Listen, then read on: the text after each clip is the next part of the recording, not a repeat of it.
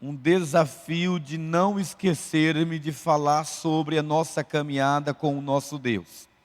E eu geralmente uso esse texto para falar: o Senhor nos guia na caminhada da vida. Nós temos uma visão, geralmente, uma visão espiritualizada, espiritualista, de que Deus se acampa ao nosso redor por um ato de oração e Ele tem por obrigatoriedade nos abençoar porque nós somos do Senhor. A gente internaliza esta mentira como se pudéssemos manipular a pessoa de Deus. Deus, Ele é um ser tão perfeito em sua plenitude de amor, na manifestação da sua graça, que Ele mesmo estabeleceu princípios.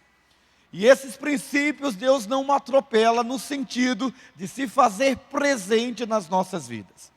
Quando o Senhor disse que estaria conosco todos os dias da nossa vida, até a consumação dos séculos, mas isso tem alguns pré-requisitos na nossa caminhada.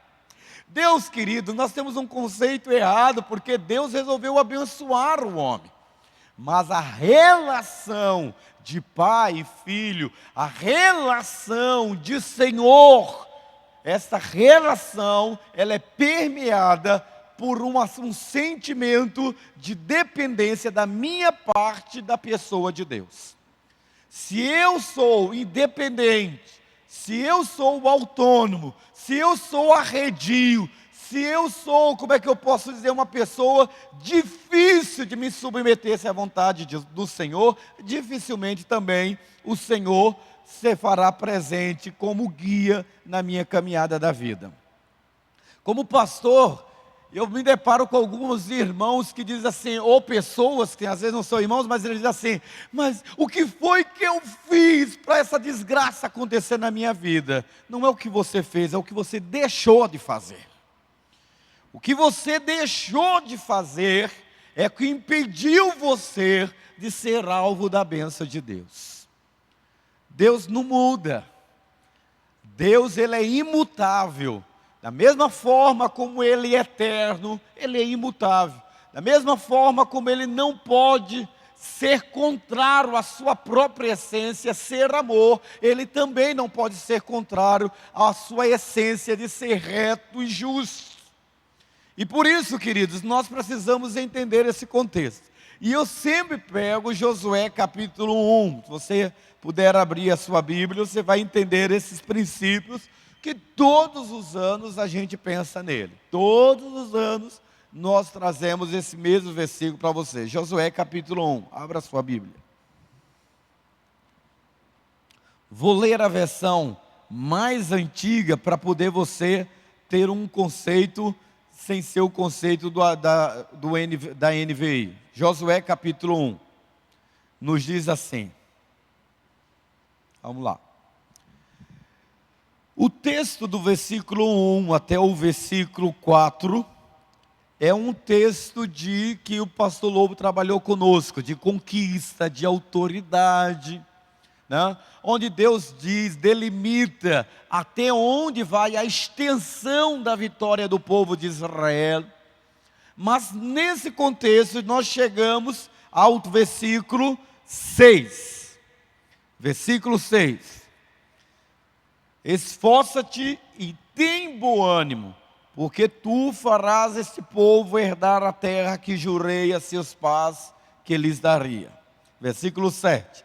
Tão somente esforça-te e tem muito bom ânimo, cuidando de fazer conforme toda a lei que meu servo Moisés te ordenou. Não te desvie dela nem para a direita, nem para a esquerda, a fim de que sejas bem-sucedido por onde quer que andares. Versículo 8. Não se aparte da tua boca o livro desta lei, antes medita nele dia e noite, para que tenhas cuidado de fazer conforme tudo quanto nele está escrito, porque então farás prosperar o teu caminho e serás bem-sucedido. Quem não gosta da palavra bem-sucedido, né? Quem não quer ser bem-sucedido? em casa, no trabalho, né? na vida, em todas as áreas da sua vida. Todo mundo quer ser bem-sucedido. Todo mundo quer. É o anseio do ser humano.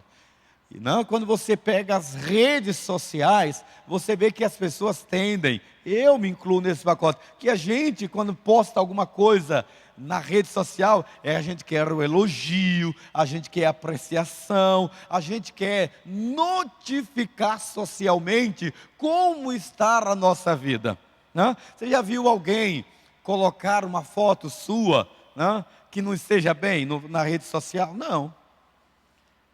Ela só coloca as melhores fotos. Ela gasta 1 quilo de maquiagem, se maqueia. Aí você conhece a pessoa por uma coisa, e quando vai pessoalmente ela é outra, né? Você faz uma coisa muito grande. Nós temos uma necessidade de mostrar, de prestar conta, de apresentar um bem-sucedido contexto de vida social. Na vida é assim. Agora eu entendo que Deus chama Josué para ser o sucessor, imagina. A palavra sucessor que vem exatamente nesse contexto. Não é só aquele que vai assumir o lugar de alguém, mas esse contexto de ser bem-sucedido mesmo. E Josué, agora ele já começa com essa promessa. Deus está dizendo para ele: ninguém poderá te resistir. É o discurso da teologia triunfalista. É o triunfo da teologia da prosperidade. Ninguém poderá te resistir todos os dias. Toda esta terra será tua, onde pisardes a planta do vosso pé, tenho dado por herança. Existe uma palavra que sacode para cima. Essa é a funcionalidade de Deus. Mas agora, versículo 6, Deus disse assim: agora esforça-te e tem bom ânimo, porque não depende de mim. Tu farás esse povo herdar a terra. Ou seja, toda conquista, todo ato bem-sucedido, toda promessa de Deus para Josué, não tinha como fim em si mesmo o próprio Josué. Porque quando a sua ou a sua área bem-sucedida tem como fim você mesmo, deixa eu lhe dizer uma coisa: você é uma pessoa egoísta, você é egocêntrico. Quando sua vida bem-sucedida, seja na área espiritual, na área financeira, é apenas para trazer uma realização em si mesmado, você está longe do propósito de Deus. Você não entendeu nada. Você não entendeu nada do relacionamento. O relacionamento com Deus e o seu relacionamento com o seu próximo era para atrair o propósito de Deus para a vida do outro, onde você era o canal. Esse é o propósito de Deus. É por isso que a fé cristã, ela é uma fé descentralizada do eixo do homem em si, para o homem coletivo, o homem como um todo. Por isso a Bíblia fala de igreja no sentido de ajuntamento. A Bíblia fala de igreja como assembleia. A Bíblia fala de igreja como corpo. E só tem sentido a minha fé cristã se for para que eu possa projetar qualidades e uma herança e um legado para o outro. Agora vamos lá. Pastor, tudo que eu quero na vida é ser bem-sucedido. Eu quero que Deus me abençoe. Ora, eu nasci num lar católico, apostólico, romano, praticante. Eu não nasci num lar católico, desses católicos que as pessoas têm aí. Eu sou católico, sabe? Por osmose, plasmose, sei lá o que mais. Não. Eu era católico porque minha casa era católica. Poucas igrejas, já fui em igrejas católicas que têm menos imagem do que a minha casa tinha. O oratório que a minha mãe tinha não perdia para nenhuma igreja. Nenhuma. Ela tinha todas as Nossas Senhoras possíveis. Todos. Dos vários tamanhos. A última, quando nós entrávamos na nossa casa, a primeira coisa que tinha na primeira sala da casa era uma que tem algumas meninas aqui que tem o tamanho da imagem da minha mãe. Era isso aqui. 18 horas, minha mãe ia lá e colocava a tomadinha e o coração dela brilhava. Era um espetáculo aquela imagem. Uma verdadeira obra de arte. Porque é assim que eu olho. Uma obra de arte fantástica. Agora, eu via meu pai, minha mãe e todo o meu povo dizendo assim: graças a Deus, com a graça de Deus, Ele tem me abençoado. Com a graça de Deus eu construí essa casa. Com a graça de Deus. O Brasil é cristão, graças a Deus. Mas a nossa diferença é: o que é ser bem-sucedido? Você, como evangélico que está aqui, você realmente é bem-sucedido? Ser bem-sucedido é o quê? Olha o que o texto está dizendo assim. Ele diz assim, espera, versículo 7. Esforce-te, tem muito bom ânimo. Ele repete o versículo 6. E o primeiro princípio para Deus se fazer presente como guia na minha vida é o sentimento de dependência e obediência a Deus. Se eu não for dependente e obediente a Deus, eu tenho religiosidade. Eu tenho até crença, mas eu não tenho a manifestação da graça e da misericórdia de Deus na minha vida. Eu posso fazer até preces, orações, eu posso até ser um cara religioso, mas a presença de Deus como meu guia se faz pelo princípio da dependência a Ele e da obediência. Por isso agora Deus está dizendo para Josué assim: tenha muito bom ânimo, você se esforce. Parece que o contexto está dizendo assim que eu tenho que batalhar, que a coisa depende de mim.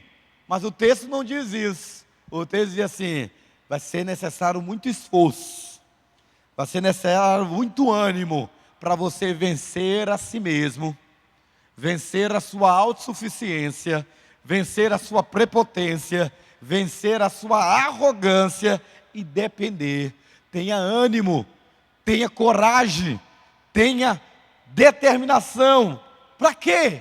Para fazer tudo quanto a minha lei diz que você tem que fazer. Tudo. Sabe por quê? Porque a palavra do Senhor diz que o meu povo perece por falta de conhecimento. O meu povo perece por falta de conhecimento.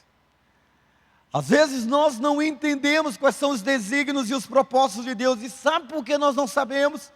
E sabe por que nós perecemos? E sabe por que nós desfalecemos? E sabe por que nós não naufragamos na fé? E sabe por que nós levamos uma fé espiritual raquítica? E sabe por que os nossos projetos são fadados ao fracasso? E sabe por que o bem que você quer fazer você não faz, mas o mal que você não quer fazer você faz?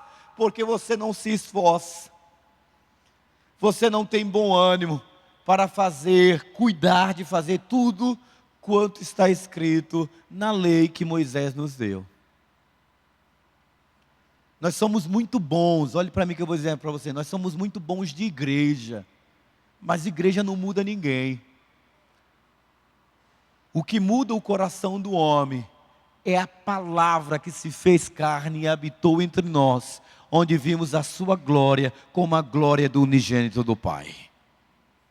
O que muda o meu coração e o seu coração é nós nos esforçarmos, querido. E eu vou dizer uma coisa para você: nós temos que nos esforçar, porque aqui para nós, olha para nós, a maioria de nós leva uma vida cristã superficial. Uma vida cristã medíocre.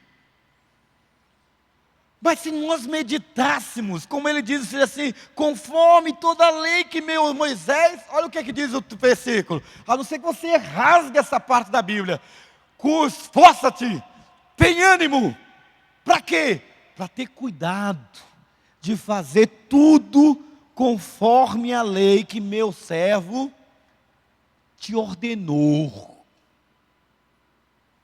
É uma ordenança. Não é optativo, não é relativo, não é opcional. É uma ordenança, é uma imposição. O judeu tinha muito isso. Inculcarás na tua cabeça, inculcarás na cabeça do teu filho, quando estiveres andando, quando estiveres deitado, quando se assentares, inculcarás. Aí eu fui pesquisar o que é inculcarás.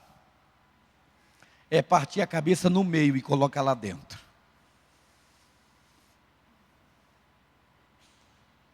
O meu povo perece.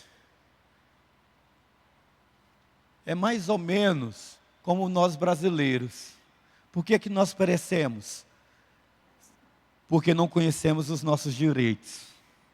Não é? Se nós conhecêssemos os nossos direitos, a lei do Brasil, nós sabíamos lutar pelos nossos direitos. Esses dias, foi esses dias que eu mandei, né? Em Provérbios, acho que foi Provérbios, ou foi ontem, que diz assim, literalmente, que a palavra com paciência, a palavra ministrada com paciência, é para quem sabe o que quer dizer. Ela literalmente convence até o rei. Convence o rei. Mas quando você não sabe nos seus direitos, você leva no grito. Já viu uma pessoa estúpida? Toda pessoa estúpida é uma pessoa que não tem bagagem de conteúdo. Então ela quer, pela força da estupidez, se impor. E aí ela chega numa repartição pública, ela dá o showman dela. Sabe assim? O cara, quando sabe o que quer dizer, ele chega lá e diz assim: moça, por favor, quero fazer isso, isso. Não, senhor, o senhor não pode fazer assim. Eu quero falar com o seu chefe, por favor. Ela sabe o que quer dizer e ela sabe aonde ela quer ir. Quando você sabe meditar na dependência de Deus e obedecer porque conhece a palavra, você sabe como viver e como agir no mundo espiritual. E quando você não conhece a lei do Senhor, você perece espiritualmente da mesma forma que perece socialmente. Sabe por quê? Porque Satanás tripudia de você e impede que você seja um conquistador. Ou seja, você está dentro da igreja evangélica, dentro da igreja do Senhor, mas você é um derrotado. Eu conheço vários derrotados dentro da igreja. Pessoas derrotadas em várias áreas. Mas por quê? Não é porque não vai no culto de libertação. Vai no culto de libertação, vai no culto da irmã que vê tripa e coração, vai no monte, vai na vigília, ora com a irmã raio-x, mas continua derrotado. Porque isso não tem nada a ver com essas coisas. O que faz com que você seja bem-sucedido é você saber que Deus está conduzindo a sua vida. E para Deus conduzir a sua vida, você tem que morrer. Você tem que morrer para você e viver uma vida de dependência de Deus e obediência. E aí o texto diz assim: como, pastor, eu levo uma vida de dependência? Queridos, eu tenho que me esforçar. Pergunta, Mara. É assim, ó, eu tenho que mandar o versículo de Provérbios cedo. Aí eu acordo, perco o horário de acordar. É para eu acordar 6 horas da manhã. Aí se eu acordo 6h10, tudo desanda. Aí quando tudo desanda, aí eu saio pecatando os meninos, né? E essa foi a meditação hoje, né? Que diz assim: a benção dita aos gritos de manhã soa como maldição, né? E aí eu já começo assim pela manhã, assim: levanta, João, vem, Adassa, Lídia, prepara esse troço, e vai querer dizer o quê? Já comecei tudo, aí vai, tô atrasado, e chego na videira, e deixo os meninos, aí saio da videira, aí vou para a faculdade, aí quando dá 9 horas, eu falei: ainda não mandei o versículo para Mara. Eu tenho que me esforçar para dar prioridade àquele que tem que ser prioridade na minha vida. Enquanto você e eu, nós não aprendemos, fazermos da coisa principal, a principal coisa da nossa vida, nós também ficaremos sem a principal coisa da nossa vida, que é Deus. Você entendeu bem? Às vezes nós caímos na normalidade de uma vida religiosa de forma mecânica, sem termos o ânimo, sem nos esforçarmos para cuidarmos de fazer tudo quanto está escrito na lei que o Moisés nos entregou, nos impôs. Segundo, a segunda coisa, por que eu tenho que me esforçar para ter dependência e para ser obediente, é que o texto diz assim: não te desvie dela, nem para a direita, nem para a esquerda. Aí eu fiquei pensando, mas como que eu vou me desviar? Como que eu posso me desviar para a esquerda e para a direita? Por que eu tenho que me esforçar? Para que eu não perca a visão de ser diligente na vigilância do altar que eu devo dar para Deus. Isso aqui não é o altar, viu, gente? Isso aqui não é o altar. Esses dias eu preguei aqui, tem um dia assim, e de vez em quando, sabe, professora Abel, escapa um negócio do Nordeste na minha boca, sabe? E aí eu disse um negócio assim: ah, filho da égua. Aí, querido, tem gente que se escandaliza. Ah, pastor chamou filho da égua. Então tá, eu não vou chamar filho da égua. Filho da égua para mim é um elogio. Então, filho do capeta, filho do demo, cão, que foi assim que Jesus xingava. Sabia disso? Hipócritas, raça de víboras. Fica mais santo se eu dizer assim, né? Porque Jesus disse, então eu vou dizer assim. Então você que não é um bom marido em casa, canta aqui na igreja e louva o Senhor, mas é um péssimo marido. Eu quero dizer para você, seu filho do cão. Porque já que eu não posso dizer filho da égua. Meu amado, o cara não entendeu esse princípio. Olha que bacana que ele está dizendo: não te desvie dele nem para a direita nem para a esquerda. O nosso altar é o nosso coração. Porque quando o nosso coração não é o nosso altar, a gente entra no legalismo, de querer valorizar, priorizar e zelar por coisas secundárias. Eu sou do tempo de uma igreja em que não podia os meninos comer pipoca na igreja, não podia fazer isso e aquilo. Uma certa vez na minha igreja fui destruir o santuário, o irmão se levantou e disse assim: vai destruir essa igreja? Ah, deixe ao menos a paisagem lá do batistério que foi levantado há tantos anos. Hipócrita. Às vezes a gente, né, quer impedir um mosquitinho de entrar no nosso olho e deixa entrar um dromedário. Como a gente esquece de valorizar isto aqui.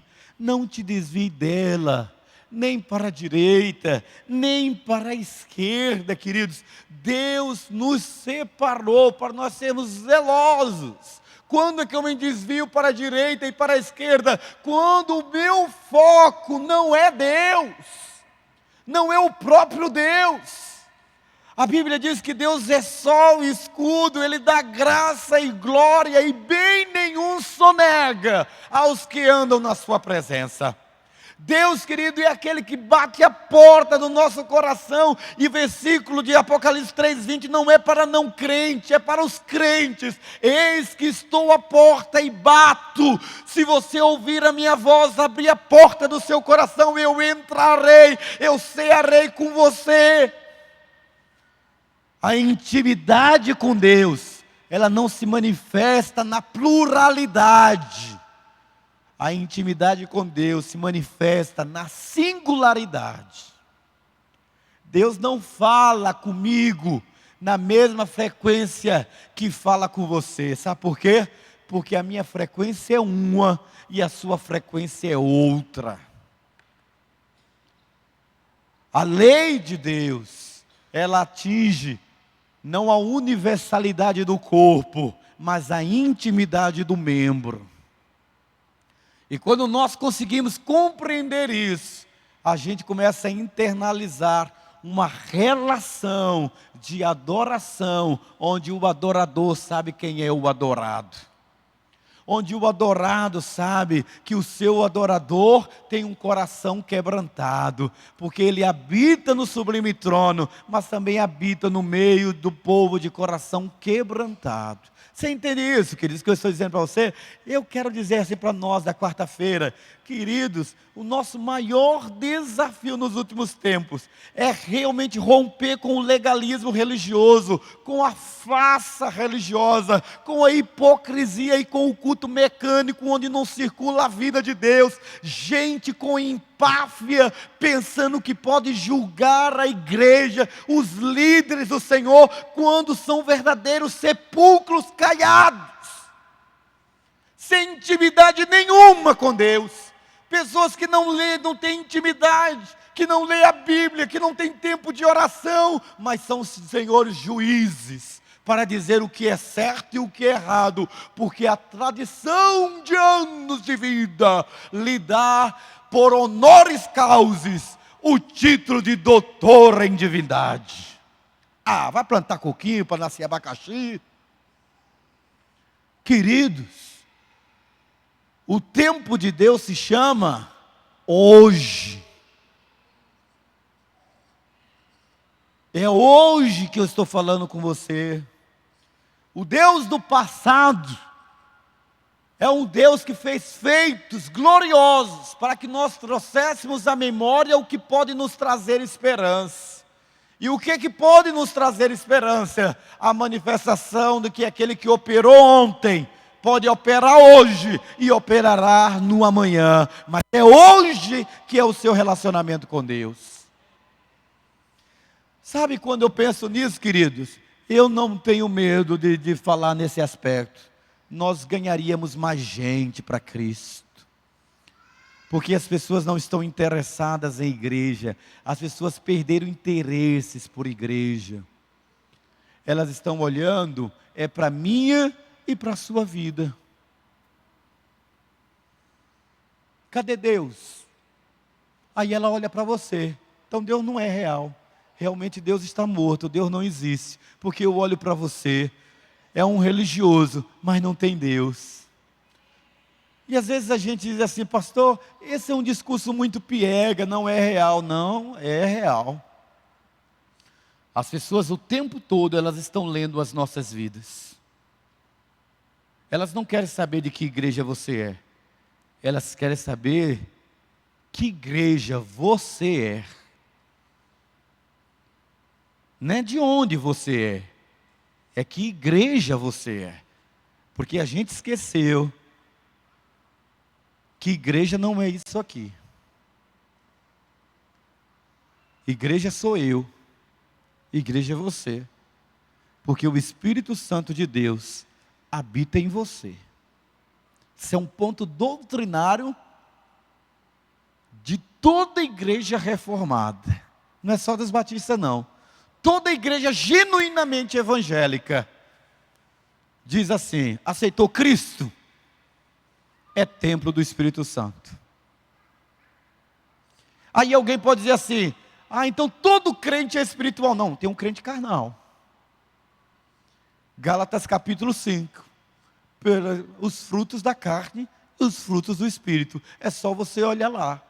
E aí eu queria fazer esse desafio com você, para nós encerrarmos aqui e eu não prolongarmos muito. Vamos lá?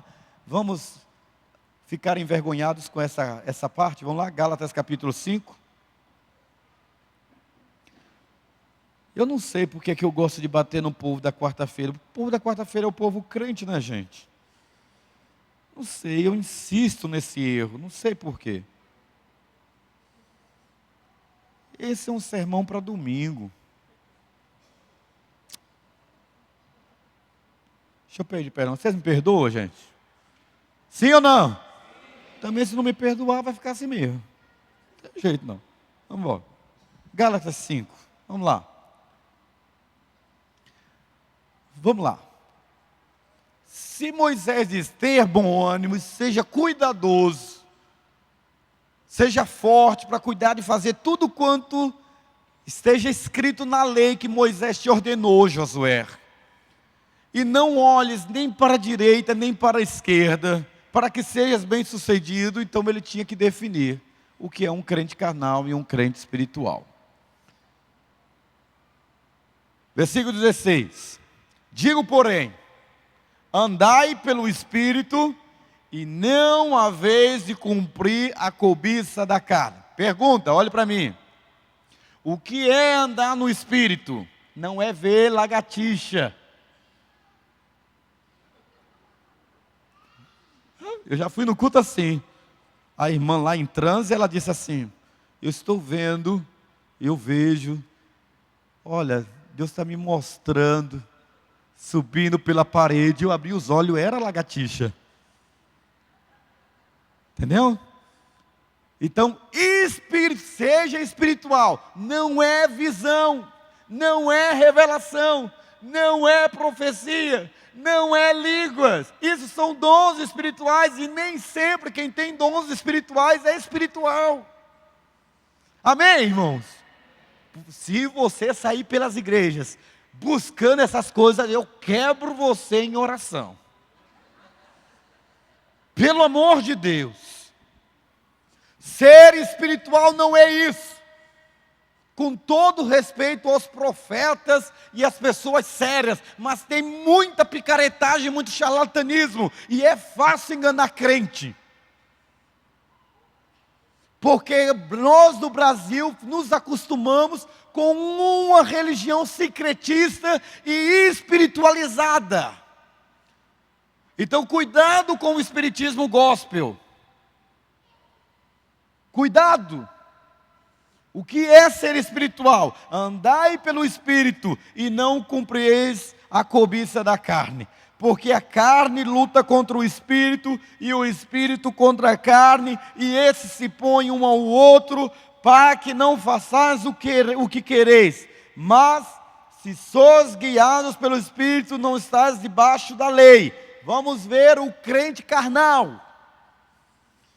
Essas são as obras deles: prostituição, impureza, lascívia, idolatria, feitiçaria, as iras, as divisões, as dissensões, os partidos, as invejas. Eita, esse então agora que eu vou dizer, tem aí essa versão? Passa lá, vamos lá, minha filha, isso. Esse é qual versículo agora? O 21? Não. É o 21? Vamos lá. Inveja. Essa versão foi boa. É por causa dessa versão que tem os bebinhos da igreja. Porque o cara diz assim, os caras bebuns, ó os bebuns, vai falar: ah, eu bebo, mas não me embriago. A Bíblia diz os que se embriagam. A minha versão, que é crente, a sua não é. A minha versão diz: o crente carnal, as obras da carne são as invejas, as bebedices. Bebedice. Na Cibapa, no passado, agora não existe mais. Graças a Deus. A nossa juventude fazia retiro, mas não era o tempo do Clésio, não. O Clésio já estava no processo de santificação. Os meninos faziam ponche. Sabe o que é ponche? Era uma mistura do vinho com um refrigerante com maçãzinha picotada. E iam para as sociais. Iam para as sociais. Pensa na alegria que era. Era tanta alegria. E era tanto sexo sem compromisso na juventude. Casais que transam. Porque é lógico, gente. É um negócio fantástico. Quando você bebe aqui, dá uma zonzeira, e você pensa umas coisas. Quando você vê, você fez uma zonzeira que dá umas tonteiras. 9 meses depois, nasce um negócio que você não sabe o que aconteceu. Mas, pastor, não era nenhuma bebida alcoólica, era só ponche de crente. Era cada caso absurdo. As orgias e coisas semelhantes a essas, contra as quais vos previno, como antes já vos preveni, que os que praticam, o que é que acontece? Não, diga de verdade, como crente, gente, vamos lá. Só essa ala daqui que é crente, gente. Vocês estão com medo, não herdarão. Não tem negociação, não. Nem doutor Russell Shedd, nem pastor Luiz Saião, que eu admiro muito, consegue dar uma interpretação errada a essa que a Bíblia diz. O reino de Deus é para os espirituais. Tu é crente ou não é, macho? É assim que Joelson fala? Tu é crente ou não é? Sai de cima do muro. Sai de cima do muro. Porque você não é nem quente, nem frio. É morno. E por ser morno, Deus vai te vomitar na boca. Pastor, dura esse discurso. Eu estou só dando para vocês um sermão para vocês pregarem, porque eu sei que vocês não são esse grupo. Vocês são do outro grupo. Olha aqui, o grupo da quarta-feira é o 22. Mas o fruto do Espírito é... Oh, que lindo! Olha que todo mundo rindo.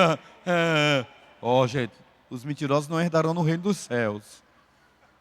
Certo? Mas o fruto do Espírito é... Você não está conseguindo amar nem quem está de dentro de casa. Você não está conseguindo amar. Aí o texto diz assim, é amor. Vamos juntos? Vamos lá? Vamos ver a versão. Vamos ler juntos, que essa é a versão dos nós, os crentes da quarta-feira. Vamos lá. Amor, alegria, paz, paciência, amabilidade, bondade. Não, para aí, gente. Está feio demais. Vamos ficar em pé que eu vou encerrar.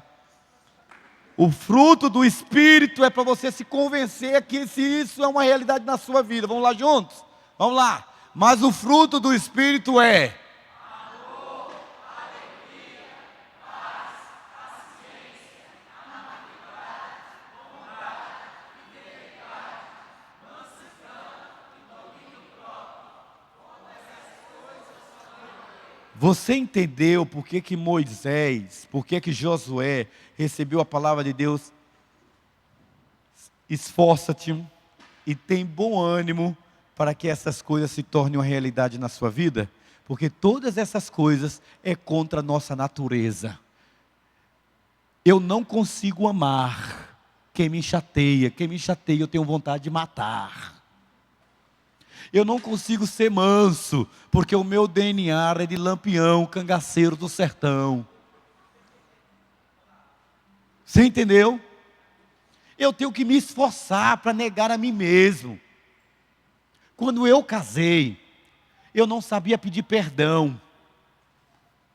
E 15 dias depois que eu casei, eu discordei com a Lídia, eu fiquei tão chateado que eu fui para a sala, ela disse, vamos conversar. Eu falei, não quero diabo de conversa.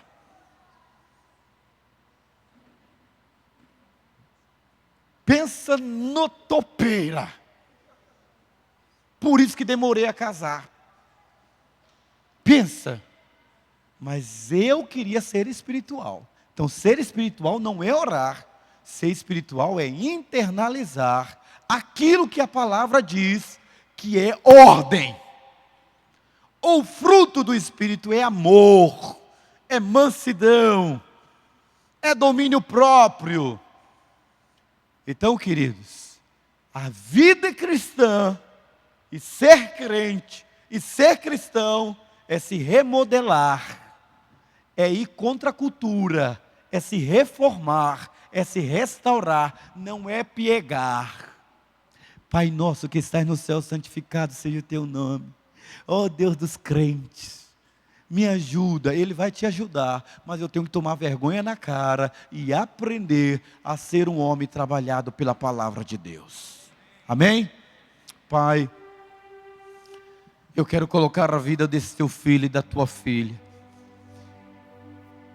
Nós viemos aqui nesta noite porque temos sede, Senhor, e vontade de tê-lo bem junto de nós, de tê-lo bem perto de nós, de vê-lo conduzir a nossa vida.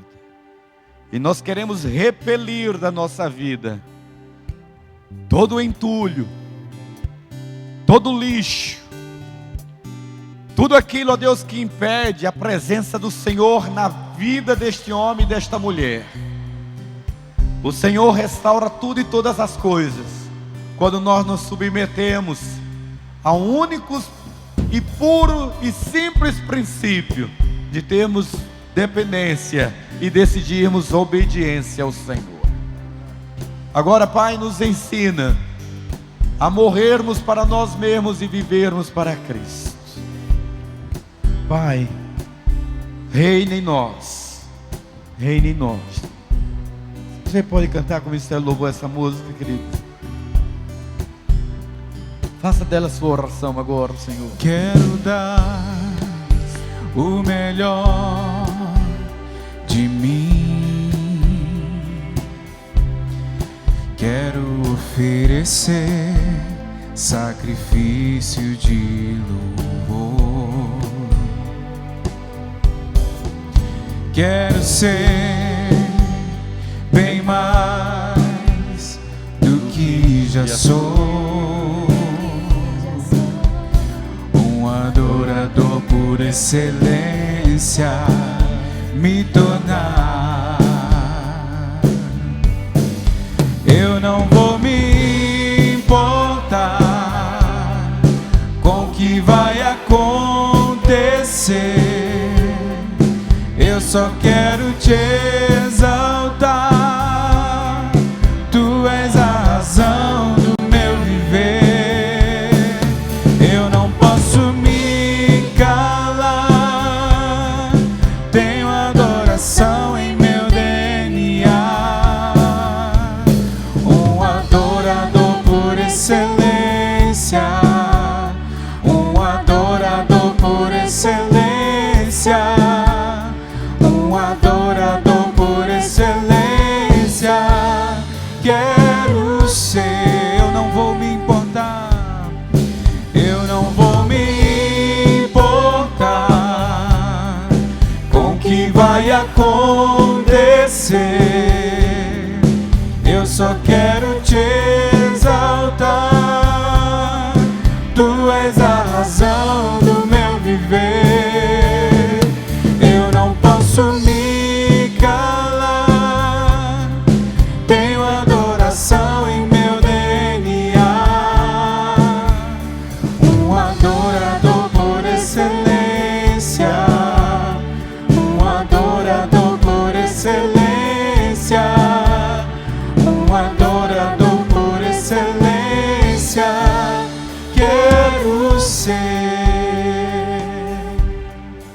Pai, que teu grande e maravilhoso amor, a graça de teu Filho e nosso Salvador Jesus Cristo, a comunhão e as consolações do teu Espírito se faça presente no coração, na alma, no espírito dos teus filhos, aonde todos nós possamos viver uma vida de dependência e obediência ao mandamento que nos traz vida, a tua palavra, Senhor. Leva-nos em paz para os nossos lares e dai-nos, ó Deus, um resto de semana aonde o Senhor possa se mover em liberdade nas nossas vidas, em nome de Jesus, amém. Quero dar o melhor de mim. Quero oferecer sacrifício de louvor. Quero ser bem mais do que já sou. Um adorador por excelência.